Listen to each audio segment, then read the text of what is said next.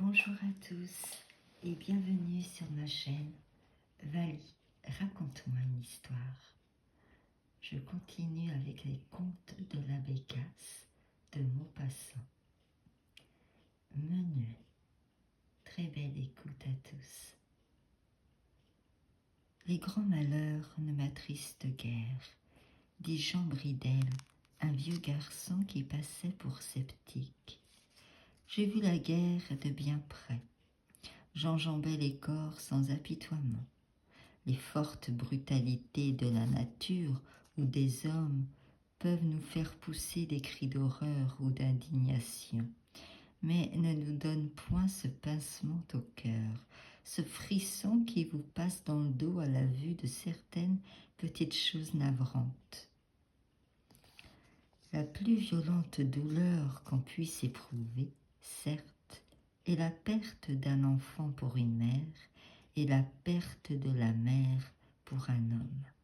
Cela est violent, terrible, cela bouleverse et déchire, mais on guérit de ces catastrophes comme des larges blessures saignantes.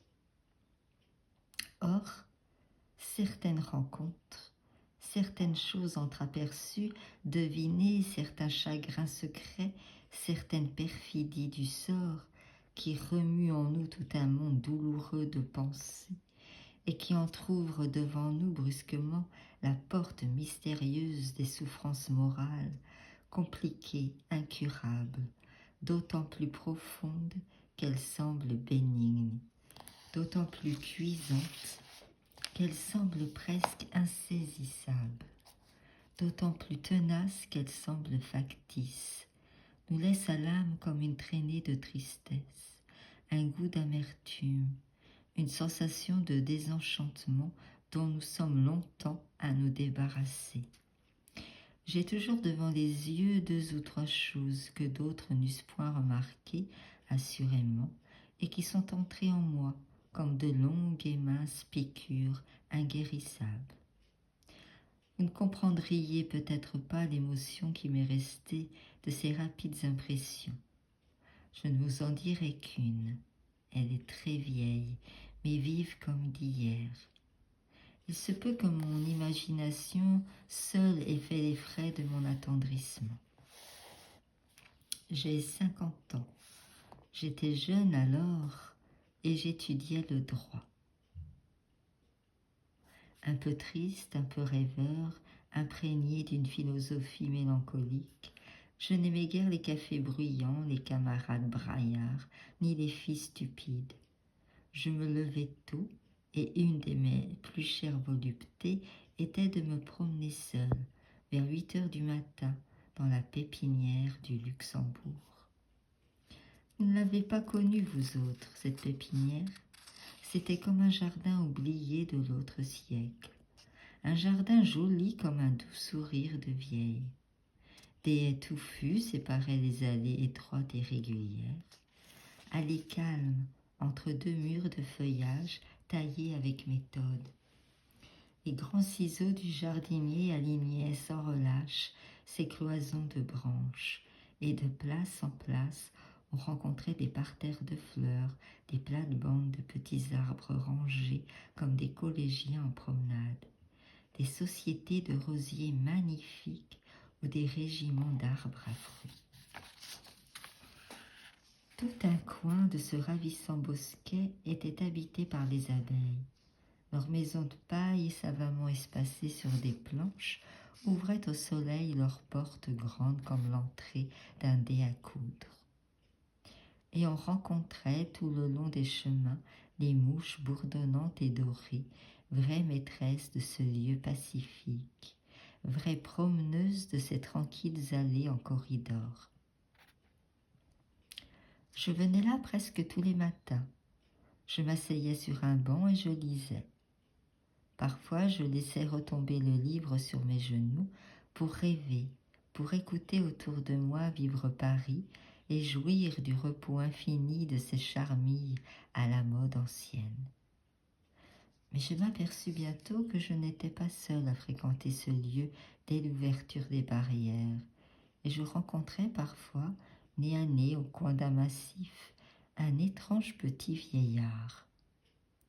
Il portait des souliers à boucles d'argent, une culotte à pont, une redingote tabac d'Espagne, une dentelle en guise de cravate et un invraisemblable chapeau gris à grands bords et à grands poils qui faisait penser au déluge. Il était maigre, fort maigre, anguleux, grimaçant et souriant. Ses yeux vifs palpitaient, s'agitaient sous un mouvement continu des paupières.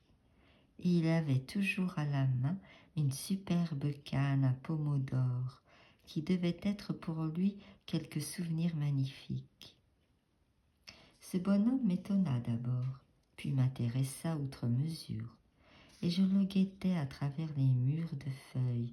Je le suivais de loin, m'arrêtant au détour des bosquets pour n'être point vu. Et voilà qu'un matin, comme il se croyait bien seul, il se mit à faire des mouvements singuliers, quelques petits bonds d'abord, puis une révérence, puis il battit de sa jambe grêle un entrechat encore alerte. Puis il commença à pivoter galamment, sautillant, se trémoussant d'une façon drôle, souriant, comme devant un public faisant des grâces, arrondissant les bras, tortillant son pauvre corps de marionnette, adressant dans le vide de légers saluts attendrissants et ridicules. Il dansait. Je demeurais pétrifié d'étonnement, me demandant lequel des deux était fou, lui ou moi. Mais il s'arrêta soudain, s'avança comme font les acteurs sur la scène, puis s'inclina en reculant avec des sourires gracieux et des baisers de comédienne qu'il jetait de sa main tremblante aux 2 rangées d'arbres taillés. Et il reprit avec gravité sa promenade. À partir de ce jour, je ne le perdis plus de vue. Et chaque matin, il recommençait son exercice invraisemblable. Une envie folle me prit de lui parler. Je me risquai et l'ayant salué, je lui dis « Il fait bien bon aujourd'hui, monsieur ». Il s'inclina. « Oui, monsieur, c'est un vrai temps de jadis. » 8 jours après, nous étions amis, et je connus son histoire. Il avait été maître de danse à l'opéra du temps du roi Louis XV. Sa belle canne était un cadeau du comte de Clermont. Et quand on lui parlait de danse, il ne s'arrêtait plus de bavarder. Or voilà qu'un jour il me confia. « J'ai épousé la castrice, monsieur. Je vous présenterai si vous voulez, mais elle ne vient ici que sur le tantôt. Ce jardin, voyez-vous, c'est notre plaisir et notre vie. C'est tout ce qui nous reste d'autrefois. Il me semble que nous ne pourrions plus exister si nous ne l'avions point. Cela est vieux et distingué, n'est-ce pas? Je crois y respirer un air qui n'a point changé depuis ma jeunesse. Ma femme et moi, nous y passons tous nos après-midi. Mais moi, j'y viens dès le matin, car je me lève de bonne heure. » Dès que j'eus fini le déjeuner, je retournai au Luxembourg, et bientôt j'aperçus mon ami qui donnait le bras avec cérémonie à une toute vieille petite femme vêtue de noir, et à qui je fus présenté. C'était la castrice, la grande danseuse aimée des princes, aimée du roi, aimée de tout ce siècle galant qui semble avoir laissé dans le monde une odeur d'amour. Nous nous assîmes sur un banc de pierre. C'était au mois de mai. Un parfum de fleurs voltigeait dans les allées proprettes. Un bon soleil glissait entre les feuilles et semait sur nous de larges gouttes de lumière. La robe noire de la castrie semblait toute mouillée de clarté. Le jardin était vide, on entendait au loin rouler des fiacres. « Expliquez-moi donc, dis-je au vieux danseur, ce que c'était que le menuet. » Il tressaillit. « Le menuet, monsieur, c'est la reine des danses et la danse des reines, entendez-vous?